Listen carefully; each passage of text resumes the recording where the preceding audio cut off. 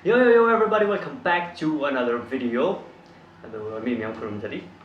Hello, ngasi ki video se yamna latest video hai tare Manipur da Lamborghini si model se karam SUV version anova thokda hoi se anova Lamborghini da ne Lamborghini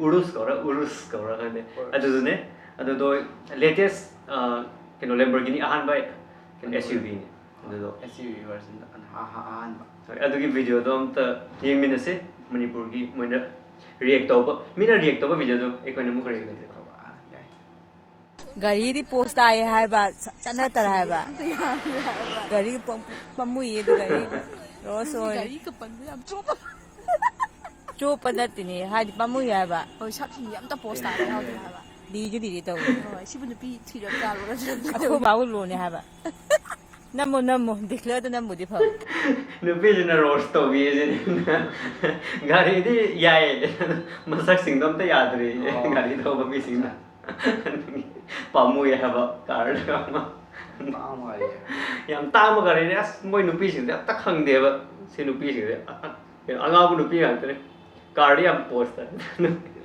se mo ga yemi ne se sig je khara highway da khara nu pa sing na review to go moi ge reaction ta imes nice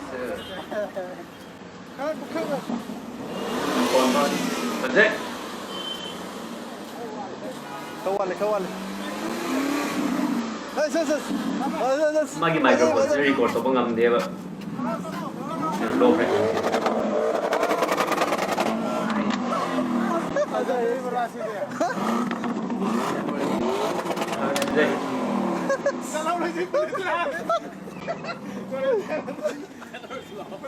machu si to Lamborghini you stand out Lamborghini ne ma'am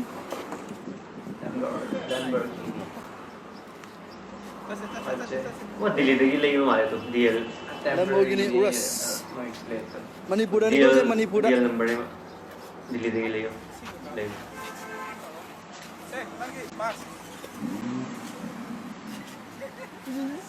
Taro easy because taro easy yama su levi ne car na sina SUV कोई ने SUV आहान पर salo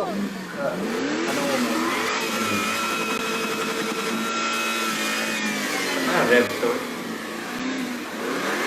rap kana lên ra कुछ करने में तो ये तो driver तो हम तो ये ड्राइवर तो मपूर माँ तो इधर कहीं ना माँ तो इधर कहीं ना विंडो ले इधर वैसे इधर kama yaro आधे तो मपूर इधर मपूर से मपान ले लिया पड़ेगा mapu kana no kan exactly मपूर तो खंग दे Lamborghini मजा दे भाई दिल्ली की टेम्परेरी नंबर है TMP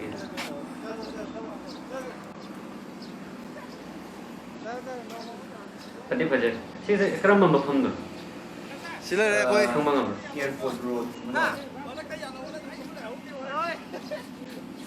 मफम से खंग मंगम देने चिंग में रंग का वजह sine ma'am kunna hona minaje doi mai pak pa yai tam na matam lakani to भाई minaje ma to minaje माई पावे भाई एक कोई वीडियो सी में का Lamborghini ले ले मैं भी आप सब्सक्राइब तो वीडियो लाइक करे कोई Lamborghini ले ले आ रहे थे hoi hot wheels ki